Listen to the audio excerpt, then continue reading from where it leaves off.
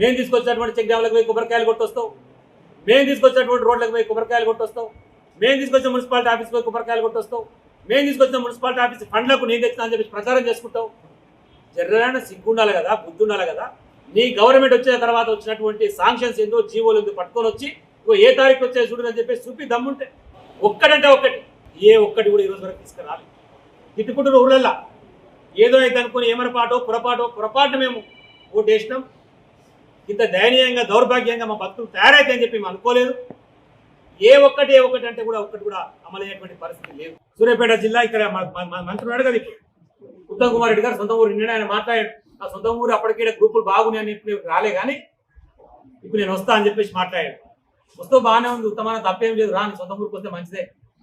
కానీ సొంత ఊరికే పోదాం. ఈ సొంత ఊరిలో రైతులు మాకు అందరికీ అయింది అడుగుదాం.